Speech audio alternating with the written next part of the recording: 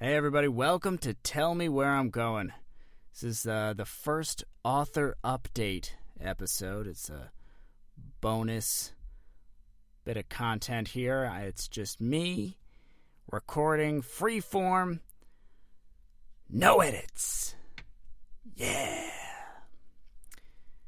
But it's just kind of give you a state of the podcast, state of the story, and to let you know what happened and what's going to happen, with none of that pesky production to get in the way.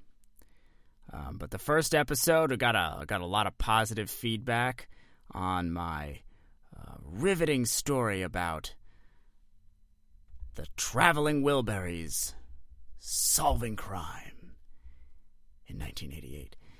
And at the end of that episode, Chapter 2,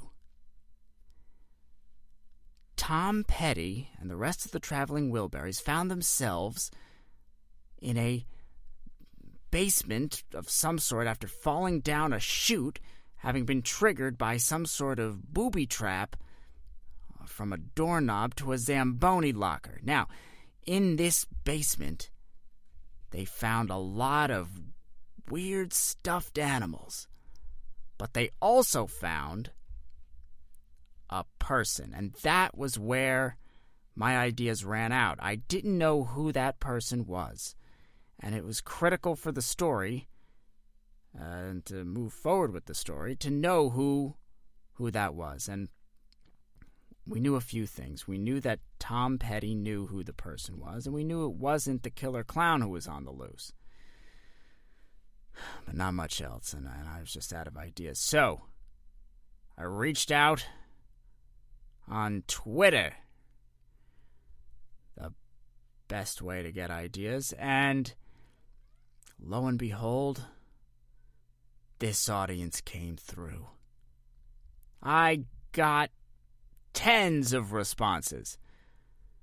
All right, maybe not quite tens of responses, but I got responses, and there was a lot, and we looked through them, and we picked them apart, and we put them in a poll on Twitter, and everybody voted.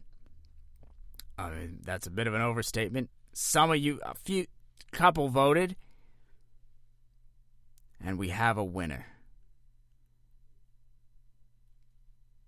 The person who Tom Petty recognized in the basement is, drumroll please, Eddie Money. Now, if you're like me, you saw the name Eddie Money and immediately thought, who is that? And as the person writing the story, not knowing who the person is that we need to move forward with the story with, it's kind of a problem. I wish it was someone I knew. But thank you very much to Grant Swift Music on Twitter for suggesting and voting that into position. Eddie Money. So I looked up Eddie Money. I got to know who I'm going to be writing about. This critical linchpin to the story. I don't even know who he is. Some wealthy person, clearly. So I checked him out, and yeah, it turns out he's a musician. That makes sense. And yeah, I did that. Did a few songs that I recognized. It was kind of big, like howly 70s type rocker songs. I really gotta research this dude, because he's integral. Like, I can't give away too much of what's happening, because that's what's going to be coming next. A week from today, you're going to hear the next chapter. And it's going to be, Eddie Money now is integral to it. I got to figure out what he does. I don't know. I can't even remember in this moment what his songs were. That's how, and I looked him up right before I recorded this, and I still can't even remember. Anyway, we're going to see what happens. before too much time gets away from me, I do want to mention some of the other ideas that were suggested that weren't voted in.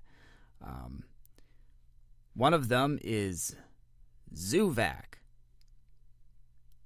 Now, many of you might be asking yourselves when you hear that name, like, what is Zuvak? And crazily enough, I actually do know what Zuvak is. I don't know who Eddie Money is, and I do know what Zuvak is. And Zuvak is actually a childhood creation of mine. He's a clown on a stick, a tripod to be more accurate, and he's kind of like a fictional character. Well, it's clear he's a fictional character. He's a clown on a stick.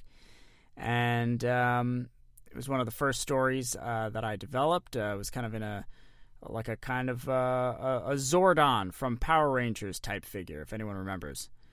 We kind of give the heroes missions. And he was like an android. Well, he's not an android. He's clearly a clown on a stick. He's just a clown head. Anyway, now I'm just realizing in this moment, maybe I have too much of a fascination with clowns. I wrote one into this story, and one of my earliest childhood creations, Zuvak, also a clown. But that time it was on a stick. So I guess my clown depictions are getting less original. Great. Now, there's one other one that suggestion that didn't make the cut that I want to mention, and that is Steve Perry. Steve Perry, the once and future frontman of Journey. I actually don't know what his current status in Journey is. Maybe he's in, maybe he's out. I don't know. He's been in and out.